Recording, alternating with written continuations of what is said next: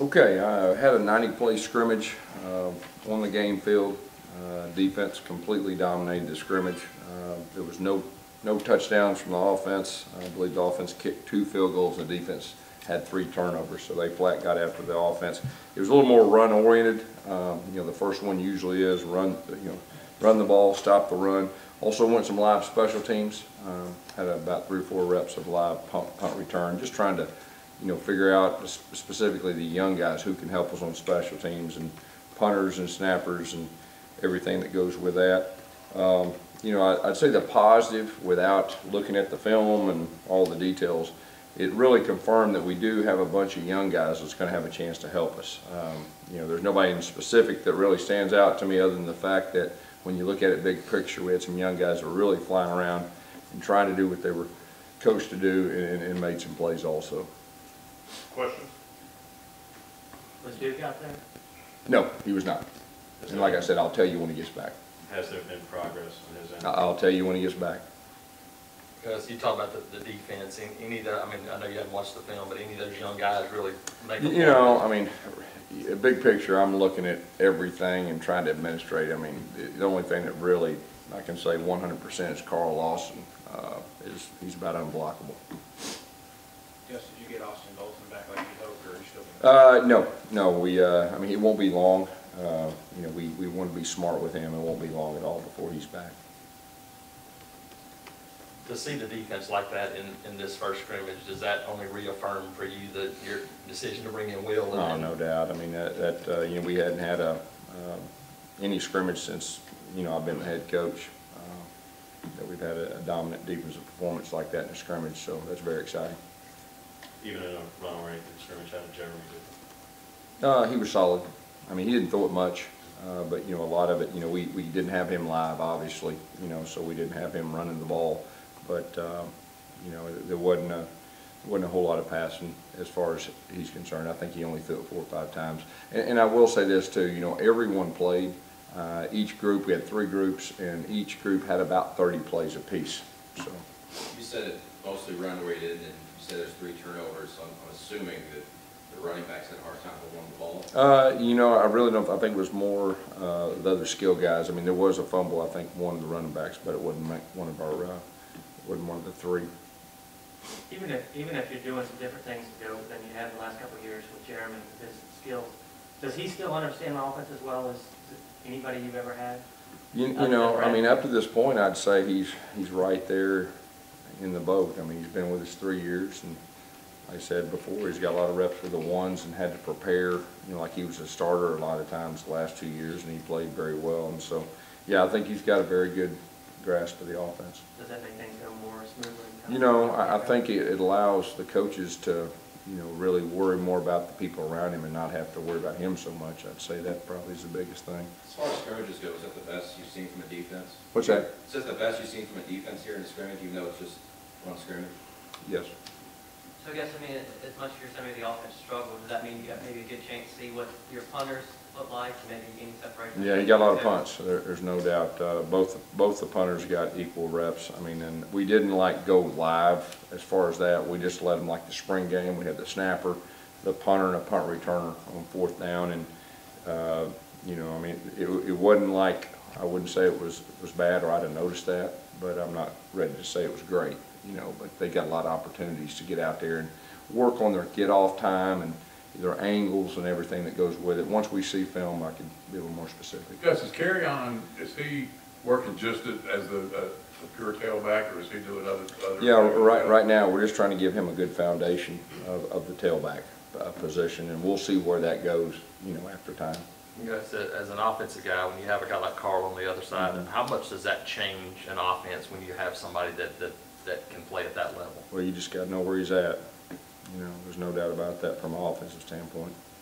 He disrupts. He's a disruptor, and a lot of times, even if he's not making a play, he disrupts stuff for other people. Did Byron get to work with the ones at all? I'm not for sure. I'm not for sure if he did or not. I don't think he did. With the offense not doing a whole lot today, do you think about doing another scrimmage or? Well, we have another scrimmage on Saturday that we're planned, and we're definitely doing that, and we'll kind of see where we're at after that scrimmage, determine, you know, what we do after that. How important was today's scrimmage for the freshmen? Is this the point where you can start? Well, very, you know, and we gave them a lot of reps. We gave them a lot of reps on special teams too, but that was by design, so we could properly evaluate them. And like I said, just from a big picture standpoint, watching the scrimmage, there were some guys that you can say, okay, yeah, you know, they've got a real chance. Their motor, you know, wanting to play and everything with that. Speaking of freshmen, is there something that you look forward to say, to tell you, this guy is ready to do this or is not? Yeah, you know, usually when you get an 11-11, you put the ball down, you go live, that usually tells you right then. And even if they mess up, you can just tell as a coach, you know, they got a sense for the ball. You can tell if they're confident. You can tell, are they physical? Are they mentally ready?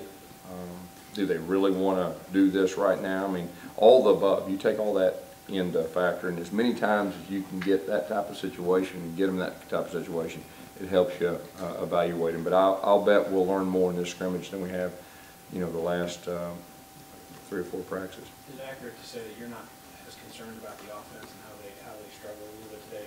Maybe you No. assume I that mean, I think I mean, it was encouraging that the offense got whipped, but you know, we got some very good offensive players, and really expect them to rebound. Yes, aside from this scrimmage, when it's running oriented for Ricardo and the receivers, when it's looked at as this is going to be a much more passing oriented offense, and if Duke's back, obviously what he could bring, but for Ricardo, guy's only had a 300-yard year, 260-yard year.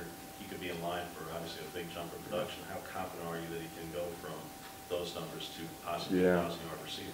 Well, that's the plan. There's no doubt. And that was my challenge to him, because he is ready to take that next step. He just got to do it. He's got all the skills. He's worked hard. He knows the offense. And I can tell he's more confident this year.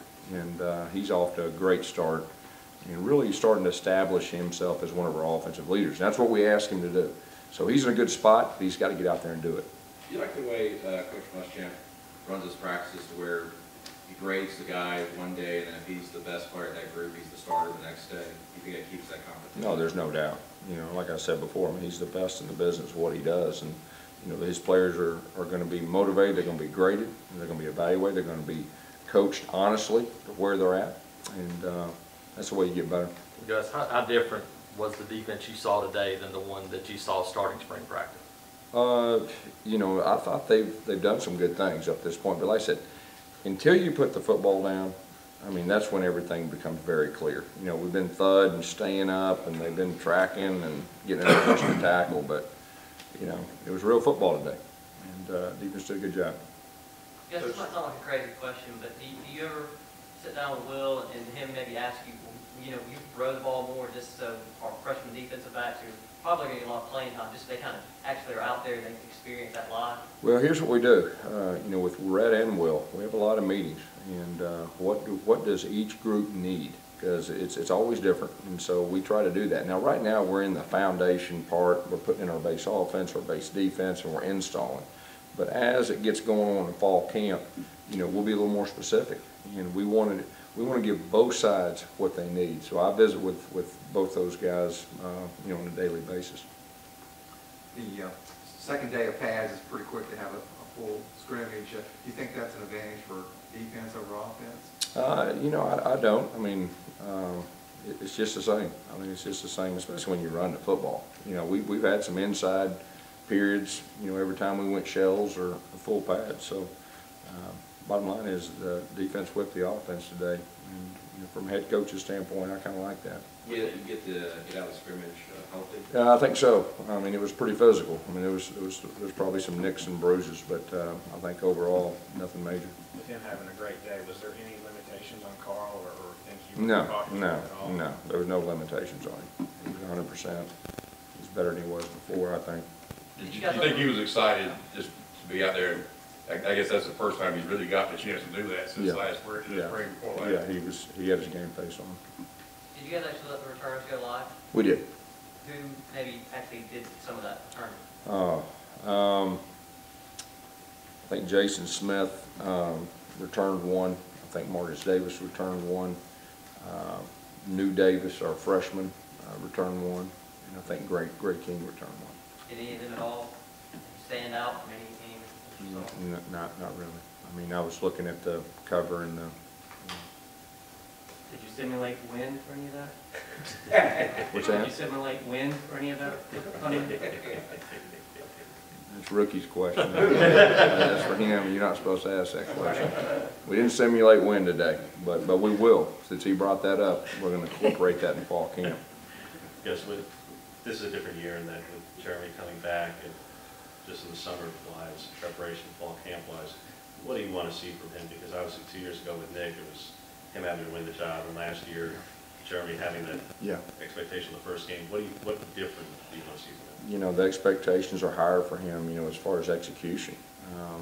You know, like we talked about earlier, he understands the offense very well, so he needs to be very good and very precise on his passes and execution-wise. And so that's the challenge. I mean, the challenge for him is to, you know, for Coach Lashley, to coach him hard, to train him, to make him as best he can be. And Jeremy's very coachable, and he understands that. And he's really got off to a great start. And like I said before, not just a leader on offense, but really a team leader, where the whole team can respect him. And if you got a quarterback like that, where the whole team respects him, you got a chance. How's Sean White do today, and how's he preparing to be a guy that could be one play away? Yeah, I think Sean White, just big picture, and I think I'd say it was probably solid. There wasn't a whole lot negative that I can say. I think he may have threw the ball just a few more times than Jeremy, but some of those were third downs. But you know, he's in a good spot. You know, I'm not ready to say anything other than he's in a good spot. Gus, did y'all on the scoreboard today? Is that We did. Yeah, we turned the scoreboard on, and it definitely caught my attention. I want to get our players used to it because it's a factor. It's a big factor. And so we just had it on, and we'll do the same thing Saturday. I think we just had a still screen up today. I think Saturday we'll have some individual, just like game type situations, to get our players used to it. How is it a factor? What impact does it have on the field? I mean, it's big, and it's bright, and you can't miss it. I mean, it really grabs your attention. Joking aside with the win, but for kicking game, for the kicker, just specifically on kickoffs and field goals, it might actually have an impact. Do you think Daniel will probably do a little bit more in the stadium before the season starts, just at night? Yeah, I mean, we'll probably go in there a good 4 times before our first game, not just for Daniel, but for our punters and our returners. You know, just to get you in. And right now, you know, some days we kick with the wind, some days we kick against the wind, and we'll do the same thing in the stadium. You mentioned the young guys could possibly help you, but how big of an impact is it they're in the stadium? I know everybody's there, but is that... Well, we talked about that today before we went in there. It's different. We're going to our stadium, and the expectations, and we're raising our level. The older guys really kind of prepped our young guys, and just, you know, what we expect out of those guys. And like I said, big picture, I think we got quite a few young guys that can help, and that was probably one of the encouraging things.